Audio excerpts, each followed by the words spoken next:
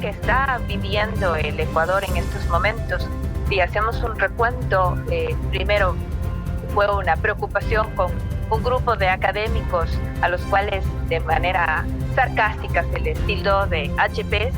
Luego al programa Los Irreverentes, que fue bastante crítico con cierta agenda que el gobierno tenía, particularmente en relación con su primera esposa.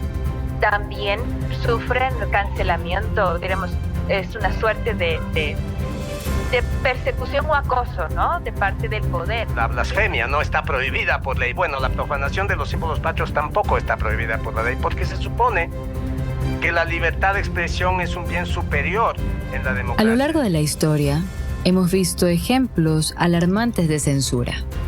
Turquía, bajo el mandato de Erdogan, el gobierno ha cerrado medios de comunicación y arrestado a periodistas, usando tácticas para suprimir voces disidentes.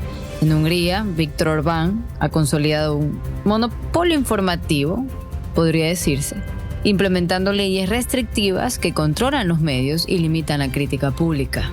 En Rusia, Vladimir Putin ha restringido severamente la prensa independiente usando amenazas legales y violencia para controlar la narrativa. En este contexto, y algunos podrán decir, me parece un poco exagerado los ejemplos para poder reflejar un poco lo que pasa en Ecuador. Eso es algo que se lo dejo a su subjetividad. Simplemente expongo unos casos y eso retroalimento con algo un poco más local, más nuestro. En este contexto vamos a analizar el caso reciente de Ecuador con la cancelación del programa Los Irreverentes en RTU. Este programa es muy conocido o solía ser muy conocido por su contenido crítico hacia el gobierno.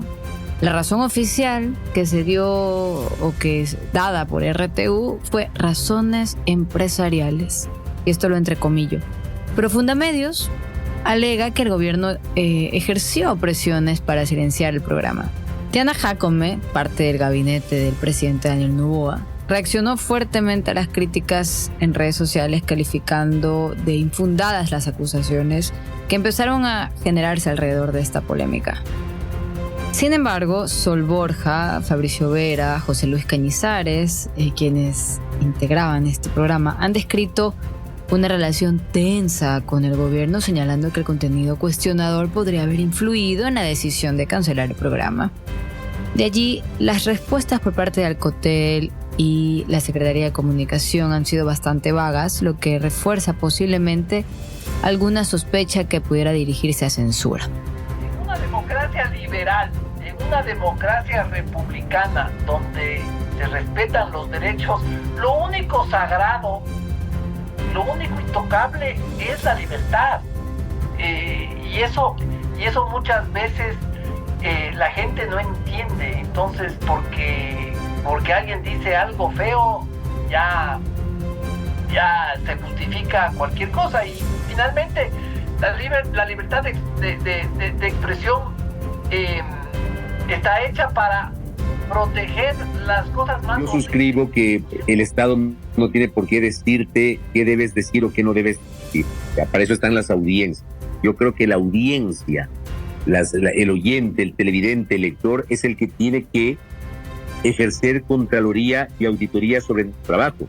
¿Qué tal si en algún momento no nos sentamos a debatir la necesidad de que las audiencias de alguna manera, no sé si a través de un colectivo, a través de una agremiación, no tengo idea, pero son las audiencias las que al final del día tienen que cuestionarnos. Yo creo que la audiencia nos puede legitimar. Para desarrollar un poco más este tema, conversé con Fabricio Vela Vinces. Él es periodista con más de 30 años de carrera, director del noticiero A Primera Hora en Radio Armónica FM, cofundador del portal digital Primera Plana, conductor de noticias en Canal RTU. Pero además es uno de los periodistas, como ya dije antes, que integraba el panel de Los Irreverentes, medio que fue cancelado por disposición de gobierno central. Disculpe la incredulidad en Guayaquil, desde los estudios de radio RTP 96.5. Soy Pamela León Andrioli y hoy es viernes 5 de julio.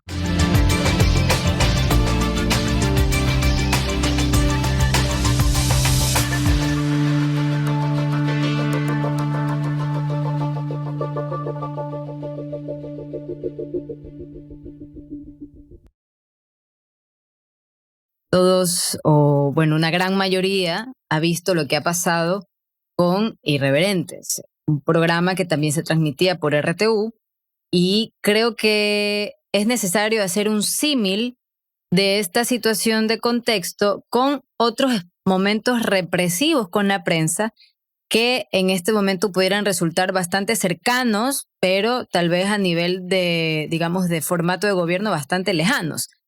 Y no sé si estoy siendo muy directa. Es posible que podamos hacer una comparación con la forma en la que en la época correísta se amordazaba de alguna manera a la prensa con lo que ha sucedido ahora con Irreverentes en esta época novoísta. A mí me parece que el resultado es el mismo, las formas pueden tener sus matices, pero el resultado es el mismo.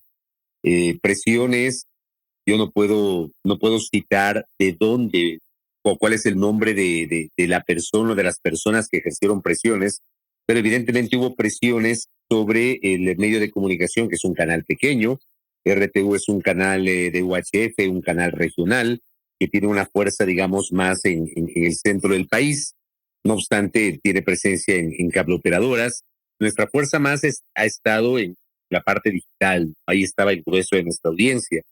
Eh, RTU es un canal que no tiene el músculo económico financiero de otros grandes canales nacionales, entonces tú le empiezas a presionar por el lado de la pauta y le vas a afectar al canal. La semana en donde de alguna manera se dispuso que el programa no salga más al aire, hubo también información de algún tipo de presión sobre las frecuencias por parte de Arcotel. En fin, yo como te digo, conozco porque nos lo dijeron, nos lo explicaron, qué fue lo que pasó, pero no sé quién es el autor de esta decisión. Ahora, evidentemente, las comparaciones pueden ser odiosas, pero terminan siendo necesarias para leer lo que está pasando. Este tipo de situaciones se han vivido en varias etapas en el Ecuador. Tal vez mucho se habla de lo que pasó en los 10 años del gobierno del presidente Correa, en donde eh, yo no tengo claridad, no quiero pecar de impreciso. No quiero decir que ocurrió o que no ocurrió. En mi cabeza no tengo, por ejemplo, un detalle específico de un programa que por la presión ejercida por el gobierno de turno al medio de comunicación, ese programa haya sido retirado del aire. Pero sí, por ejemplo, tenemos referencias. Lo de Teleamazonas con Jorge Ortiz, acá en Quito se manejó en su momento como un secreto a voces, que Teleamazonas llegó a un punto en que no resistió y tuvo que, de alguna manera, excluir a Jorge Ortiz de su programa de noticias que lo tenía en el canal. Hay también, digamos, referencias sobre la situación del diario Hoy. El diario Hoy no tenía pauta estatal, no tenía pauta estatal. No es que hubo algún tipo de presión para que el periódico cierre, pero al final del día los medios de comunicación vivimos de la pauta publicitaria que es absolutamente legítima. Lamentablemente, incluso hasta esa discusión en el Ecuador de hoy se ha desnaturalizado, porque resulta que tienes publicidad ahora y es malo. ¿Ya? Y al final la publicidad es lo que le permite al medio subsistir. Lo malo no es tener publicidad. Lo malo es que esa publicidad cambie la forma de pensar del periodista de acuerdo a una conveniencia. Y eso también ha ocurrido.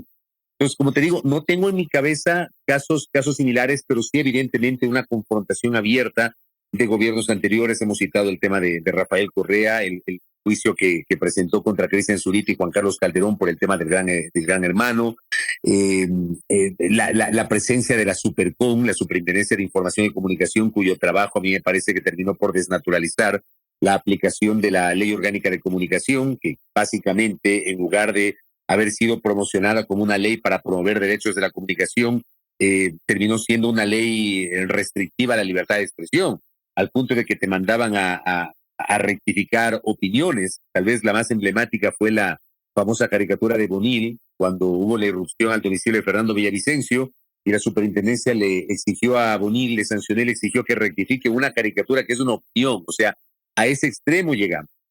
Yo le escuchaba a mi compañero José Luis Cañizares ayer o anteayer en alguna invitación similar a la que tú me has hecho, que refería, por ejemplo, José Luis tiene un estilo muy particular. Él es un joven que maneja mucho la parte digital, la parte de redes. Es graciosísimo, pero al mismo tiempo es muy frontal. Entonces, claro, el José decía, yo debo reconocer que el José es un hombre progresista. Ya, el José es un hombre además que defiende la diversidad, los derechos de los jóvenes, el medio ambiente, etcétera, y estaba radicalmente en la antípoda del pensamiento del gobierno de Guillermo Lasso. Pero él decía, permanentemente lo cuestionaba, pero no nos había pasado esto, no me había pasado, que es lo que está ocurriendo el día de hoy. Entonces sí termina siendo peligroso porque al final esa presión ha obligado a que el programa salga de un canal de televisión luego de 17 meses. Y solamente quiero cerrar con esto porque me parece que la narrativa, yo no sé realmente tampoco quiénes manejan los famosos troll centers, pero los troll centers existen y es inevitable observar el manejo de las redes y ese lenguaje con el que hablan para posicionar narrativas. Entonces, luego de lo que pasó con el programa, se empezó a posicionar en un troll center la narrativa de que el canal había decidido cerrar el programa porque no lo veía ni la mamá, que no los veía ni mi mamá. A mí me consta que mi mamá sí me ve todos mis programas, me consta, pero la narrativa era que no nos veía nadie y la narrativa era que por cuestiones comerciales el canal decidió prescindir del espacio. El espacio 1 se mantuvo 17 meses al aire, o sea, año y medio. Tú no tienes un programa que no te resulta rentable, año y medio al aire, con todo el costo que eso implica. Y 2, al día lunes 10 de junio, que fue la última emisión de Irreverentes, nosotros teníamos 7 patrocinadores, 7, todos privados, 7. O sea, para un programa tener 7 patrocinadores es bastante. Entonces, es falso que el programa se haya cerrado por cuestiones comerciales. Aquí hubo evidentemente una presión que se ejerció fundamentalmente sobre mis dos compañeros. Creo que la presión más fue dirigida a mis dos compañeros. Y por supuesto, o sea, aquí somos 3 y ya, eso fue lo que pasó en realidad, siendo muy transparente contigo en este diálogo. Tú has dicho algo que llama la atención cuando mencionas, por ejemplo, cómo una institución de control, porque lo era, desnaturalizaba un instrumento legal que a la vez pretendía no limitar el ejercicio de la prensa, sino más bien legitimarlo, incluso realzarlo. Te pregunto, antes existía toda esta instrumentación presente, es decir, había una ley que se hizo en 2013, me parece, y luego se crearon otras instituciones que pudieran ser un instrumento que le dé camino a esa implementación. Ahora existe la ley, pero te pregunto, al no existir la institución, ¿quién los cancela a ustedes? Es decir, ¿no hay un órgano rector o lo hay? Y entonces, ¿cuál es el instrumento que pueda de alguna manera legitimar el cierre? El instrumento se llama presión, ya, presión directa o camuflada. Ese es el instrumento. O sea, si tú tienes un medio de comunicación que obviamente vive de la pauta comercial, y si ese medio le empiezan a retirar la pauta comercial, es una forma. Esa es una manera de presionar. Otra manera de presionar en los medios tradicionales. Los medios tradicionales son parte, o digamos, existen o están al aire gracias al uso del espectro radioeléctrico. Tienen una frecuencia. Esa frecuencia le pertenece al Estado. Esa frecuencia tienen las radios porque han accedido a través de una concesión. La concesión es una especie de arriendo, ¿no? Para más o menos graficar a la audiencia. O sea, no es tu casa propia, es tu casa alquilada. En el momento que se termine el contrato, el dueño de casa, en este caso el Estado, sabrá si te renueva o no te renueva el uso de ese espectro. Entonces, ese es otro instrumento para ejercer presión. Otro instrumento para ejercer presión. Por ejemplo, que el Estado empiece a presionar a patrocinadores privados de un medio de comunicación o de un programa. Y le diga, ¿sabes qué? Empresa, cadena de supermercados, tú no puedes seguir respaldando ese medio de comunicación si no quieres que te empecemos a observar en el SRI o en algún tipo de cosas. O sea, estoy hablando de instrumentos que pueden ser utilizados por los gobiernos para ejercer presión sobre los medios de comunicación. O sea, no tienes un organismo sancionador. Y además, no lo tienes. O sea, porque además ese organismo, insisto, para mí ese organismo deslegitimó y desnaturalizó el concepto de la libertad de expresión. O sea, por Dios, se defendía dizque la libertad de expresión con responsabilidad, pero no tienen por qué sancionarte porque algo no le gusta al poder.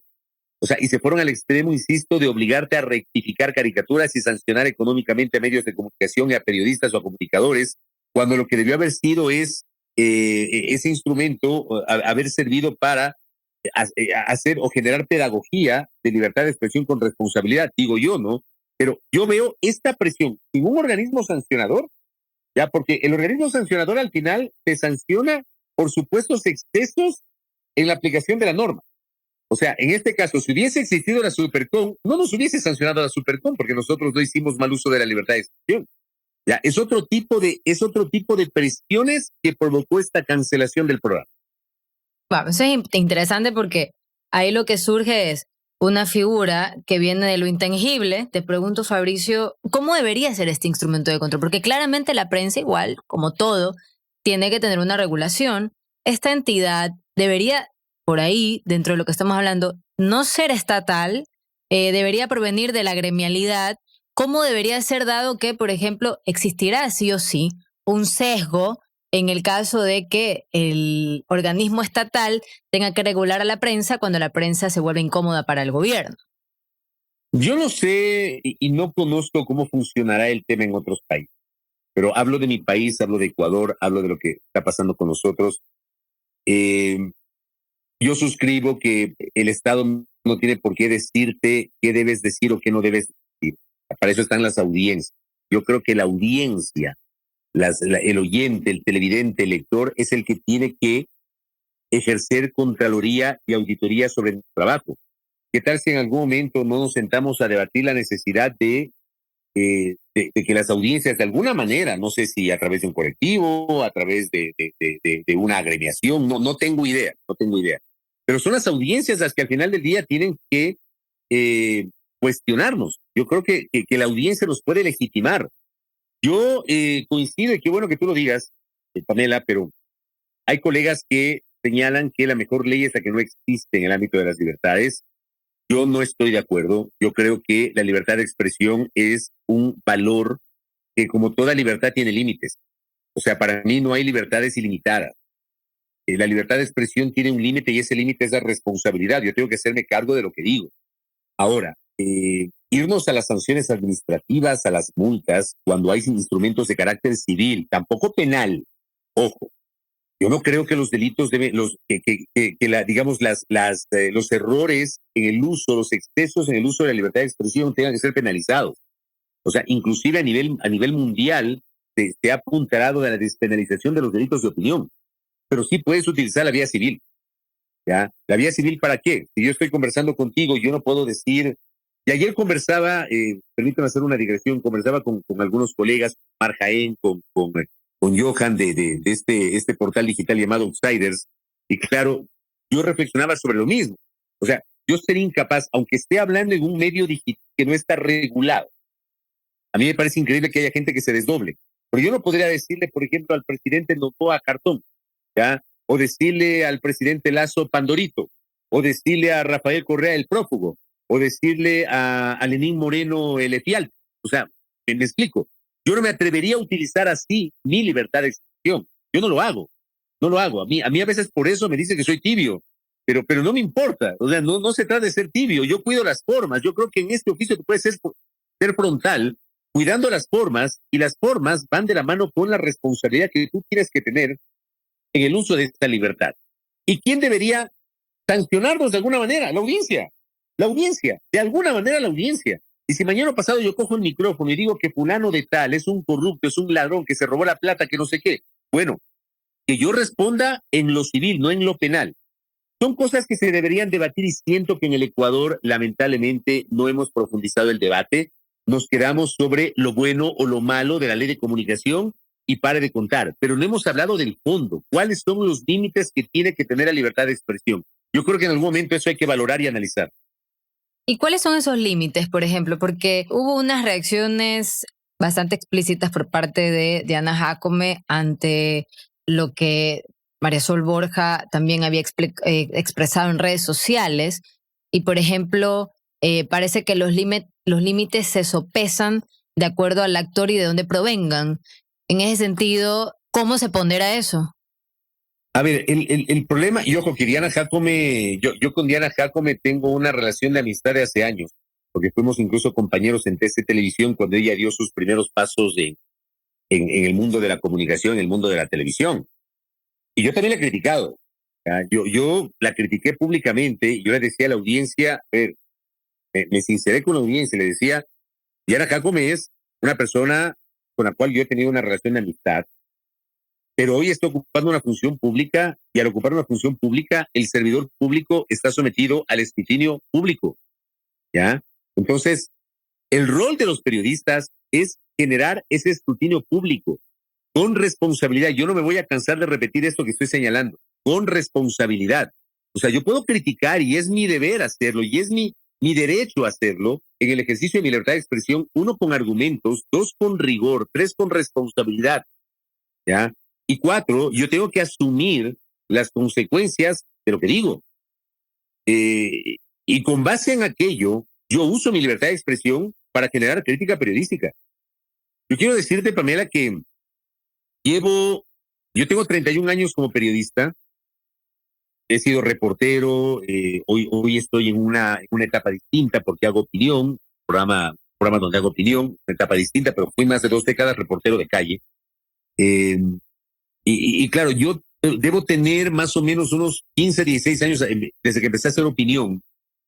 En varios medios, empecé en Radio Francisco Estéreo, luego en Radio Majestad, Radio Sonorama, hoy Radio Armónica, haciendo opinión.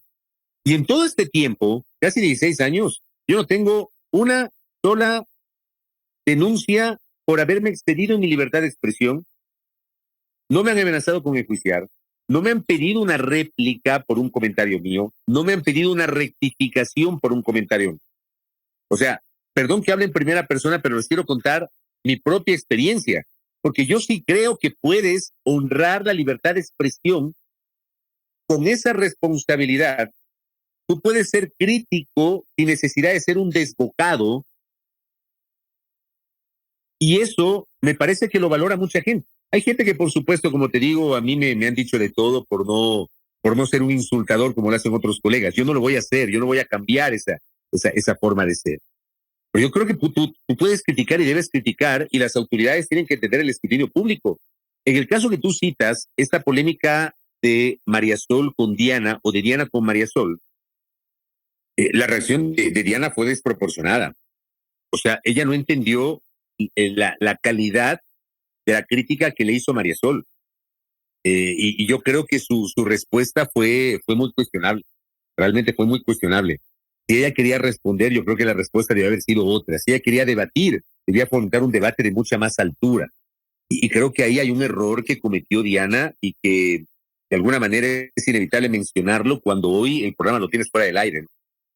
¿Cuál es el precedente que de alguna manera se establece luego de que sucede esto? ¿Por qué? Porque igual Los Irreverentes, entiendo, se transmitía por RTU, también estaba, entiendo que era un podcast, ¿cierto?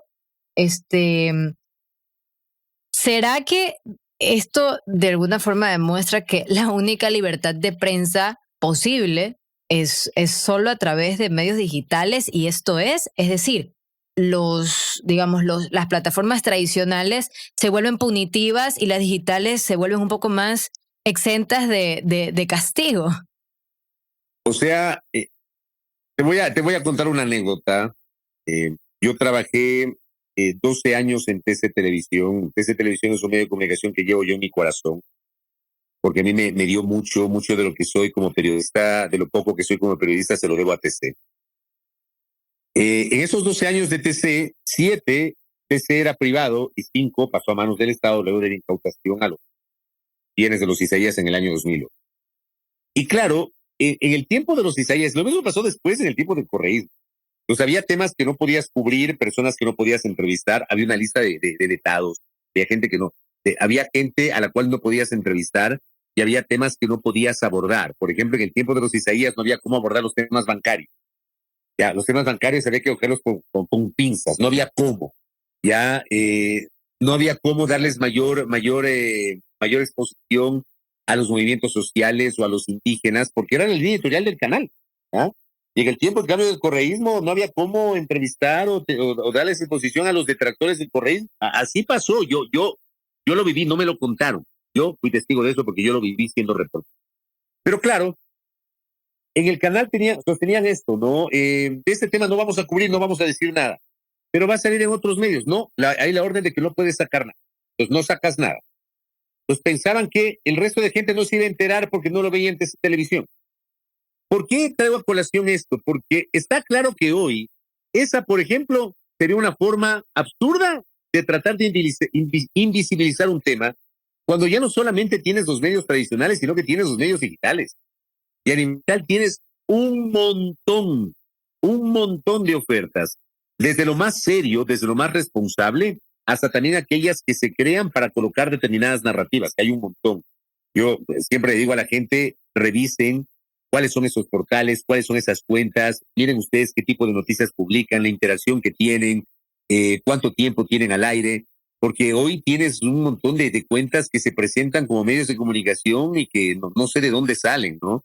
Pero tienes un montón. Entonces, invisibilizar un tema, por más que no salga en un medio tradicional, va a terminar saliendo en los medios digitales. Y es en los medios digitales en los que al día de hoy es donde se sostiene la libertad de expresión. Ahí es donde se sostiene. Entonces allí, digamos, ese es un espacio aún, o sea, como inmaculado, en donde la libertad de expresión es más dable. Entonces, digamos, ¿estarías de acuerdo con esa hipótesis? Sí, es una hipótesis válida. Es una hipótesis válida porque además es un espacio que no está regulado. Digamos, el propio Facebook te regula algunas cosas, el propio YouTube te regula algunas cosas, el propio X, antes Twitter, te regula ciertas cosas. Me refiero a los contenidos, ¿no? Que tú publicas, pero no hay una ley, ¿ya? Y no hay chance de que te condicionen la frecuencia o qué sé yo. O sea, es un espacio en el cual completamente libre. Yo no sé si, por ejemplo, las redes sociales en algún momento la comunicación digital terminará superando a la comunicación tradicional. No sé si será después de 5, de 10, de 15, de 20 años. No sé si a esta generación, a nuestra, alcancemos a ver que lo digital va a superar a lo tradicional. Pero yo creo que ese va a ser el camino al final, incluso por costos, incluso por facilidad de acceso a los medios digitales. Pero sí, es una hipótesis absolutamente válida. Estás escuchando Disculpen la Incredulidad, el podcast original de RTP 96.5 en Guayaquil.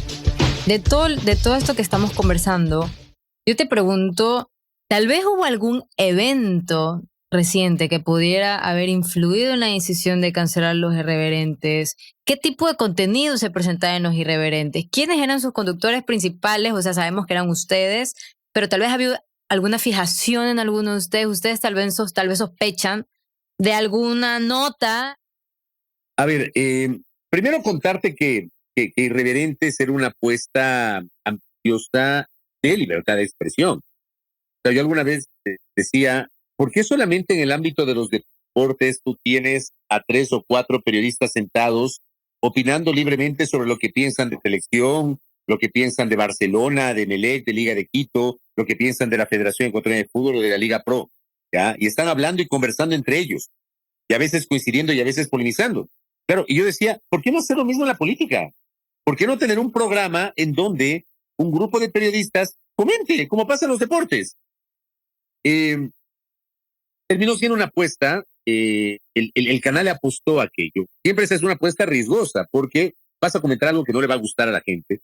El concepto del programa era el concepto del programa era fomentar la visión de los periodistas sobre lo que nos ha dejado el día.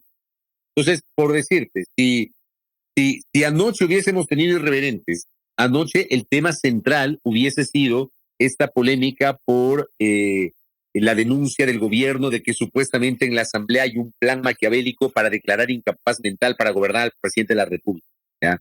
Y lo hubiésemos comentado y hubiésemos dado libremente nuestro punto de vista.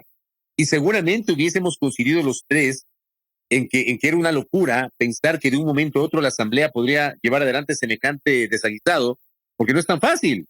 Y hubiésemos presentado la norma constitucional, y hubiésemos presentado la norma legal, y hubiésemos debatido y conversado. O sea, esa era la naturaleza de Irreverentes, conducido por María Azul Borja, por José Canizares y por este servicio. Ahora, RTU siempre fue un canal, un medio que con nosotros fue muy abierto en nuestra libertad de expresión hasta hace unos 3 meses, 2 o 3 meses. Y yo cito un antecedente. En la primera vuelta electoral, nosotros una sola vez entrevistamos en Irreverentes a Daniel Noboa. Lo hicimos en la primera vuelta electoral cuando Daniel Noboa no figuraba como favorito. Daniel Noboa tenía 2-3% de intención de voto. No figuraba como favorito. Nos visitó en el estudio. Y claro, Sol le hace una pregunta de un tema que yo no lo conocía. Le hace una pregunta sobre los juicios de Daniel Noboa contra su ex esposa. Y las denuncias, los 46 creo que son. Y las denuncias de la ex esposa del hoy presidente, entonces candidato, sobre violencia de género. Esa entrevista le incomodó al entonces candidato. Nosotros tuvimos información de que le incomodó mucho que le hayan preguntado ese tema. Le incomodó mucho. Y claro, el hombre a la vuelta de la esquina logra llegar a la segunda vuelta y se convierte en presidente. Entonces, nosotros estamos convencidos de que ese fue un tema por el cual hubo una suerte de observación, si me permites el uso del término, respecto de mi compañera María Sol Borges. Después y esa fue la primera vez que el canal nos empezó a decir hay que bajarle el tono cuando nos referimos al papel de Lavinia Balbonesi. Aquí en el Ecuador no existe el rol de primera dama.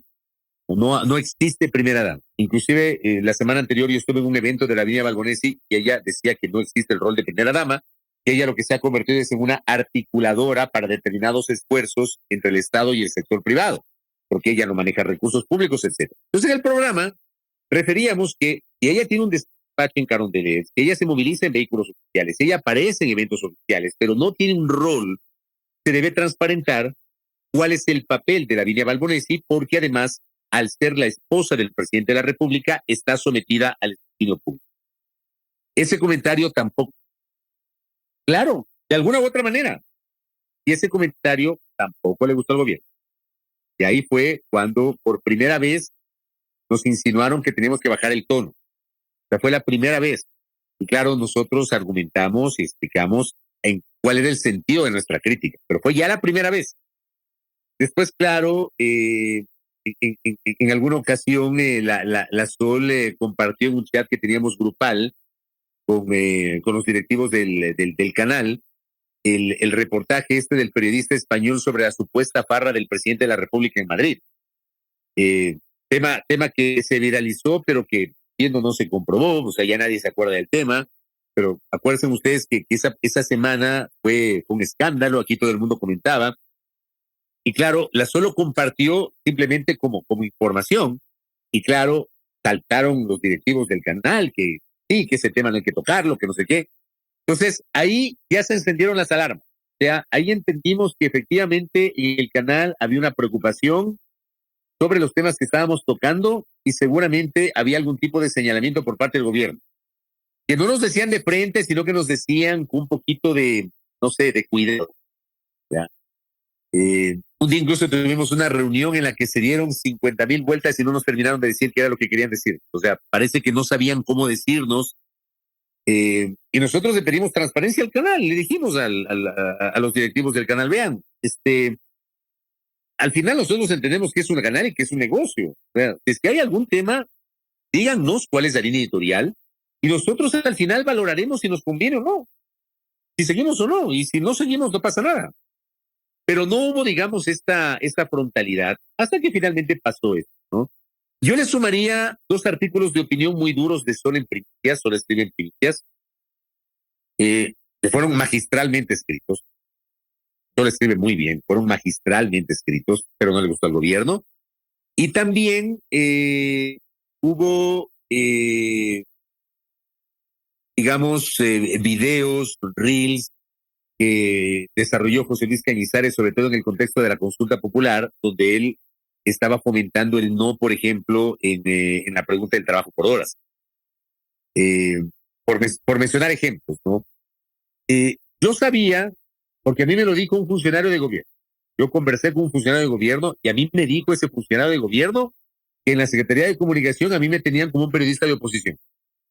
Pues claro, yo le decía a este funcionario de gobierno al que también le he criticado, pero tengo una relación de respeto, le decía, oiga, le digo, pero los correístas también me dicen que soy novoísta y que soy pautero.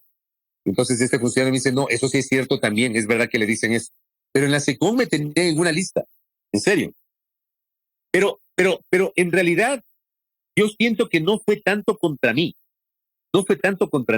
sí contra Sol y en menor medida contra el host, por estas consideraciones que estoy señalando. Entonces, esos son los antecedentes que puedo citar.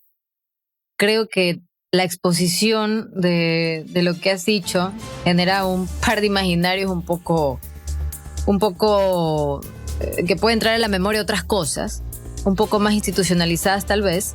Y quiero cerrar con una pregunta que creo que es importante que tú la respondas. Irreverentes nace justamente como esta propuesta, según lo que he entendido, de hacer frente a cosas que podrían no necesariamente contarse desde lo formal o desde lo oficial. En ese sentido, ¿va a haber más irreverencia o la irreverencia se detuvo? No. Te puedo asegurar que esto va a seguir. Justo hoy nos tomamos un café los tres irreverentes. Y digamos que estamos reformulándonos, pero hay la decisión de retomar el programa. No sé si algún medio nos quiera, o a nivel digital exclusivamente, pero lo vamos a hacer. O sea, yo quiero contarte que la decisión es que el programa va a seguir. Si las cosas salen como nosotros estamos pensando, ojalá que no más allá de 2 semanas. Yo creo que dentro de la primera quincena de julio estaremos nuevamente al aire, porque esa es la idea. La idea es que haya un espacio de crítica frontal pero respetuoso. Nadie nos puede decir que nosotros somos irrespetuosos, somos malcriados, somos patanes. Es un espacio de crítica respetuosa, alta, ya, plural, porque esa es la calidad y ese es el sello que nosotros hemos tratado de presentar a la audiencia. Y decirte también, primero agradecerte por este espacio y a tu equipo. Realmente es interesante poder conversar con ustedes sobre esto. Decirles que el propósito nuestro es mantener un espacio de escrutinio público desde la visión periodística, porque, y a mí me pasa, yo me he dado cuenta que mucha gente sigue al periodista por su opinión, aunque discrepe con esa opinión. Me explico. Yo en la mañana tengo un espacio de radio que también lo transmito digitalmente por Facebook y por YouTube. Resulta que cuando yo tengo un monólogo de opinión donde analizo los temas de la coyuntura. Me tomo unos 25, a veces 30 minutos. O sea, cuando me endulzo me voy hasta media hora hablando solito, ¿ya? Y viendo la interacción de la gente. Y tengo una audiencia súper interesante. Termino la opinión y me voy al corte y voy a empezar con la entrevista y se va un grupo de gente, ¿ya? Entonces ahí te das cuenta que mucha gente te sintoniza para escuchar tu opinión, aunque tal vez te insulten. Que no todo el mundo, uno no es moneda de oro para que le bien a todo el mundo. O sea, yo a veces veo o a veces ni leo los comentarios, porque hay unos comentarios que son insultos. Y digo, si no tienes la piel un poquito más gruesa y le echas algo de aceite, capaz que te afecta. Yo he llegado a un punto de mi vida en que ya no me afecta. O sea, me afecta cuando se meten con mi vida privada y con mi familia, ahí me molesta. Pero de ahí que me digan pautero, correísta, novoísta, pandoro o lo que sea, sinceramente, no me importa. Yo he aprendido a administrar esas críticas y esos insultos. Pero, por ejemplo, la gente está ahí, o sea, te insultan, no están de acuerdo, pero están escuchando. Entonces, claro, lo que me he dado cuenta es que a la gente le encanta el comentario, le encanta escuchar el comentario de los periodistas, le encanta. Entonces, esa es la parte que queremos nosotros rescatar de Irreverente, mantener la opinión periodística, que puede ser discrepante, pero la gente termina escuchando, aunque sea para criticar. Entonces, sí va a haber más irreverentes, esa es la idea, esa es la apuesta, y bueno, ya les contaré, ¿no? Pues muchas gracias por contarnos esto y por participar de esta conversación que no lo quería abordar desde ¿y el qué pasó? ¿Qué te dijeron? Y después ¿qué dijo? Quería más bien usar el ejemplo para poder ejemplificar o para poder demostrar un poco cómo esta particularidad puede tener otras raíces. Muchas gracias por esta conversación. A ti te agradezco muchísimo, Pamela, también a tu equipo, a Benjamín. y a quienes nos han escuchado y honrado con su atención en estos minutos. Un abrazo, muchas gracias. Luego de haber conversado con Fabricio, les presento la conclusión de este episodio.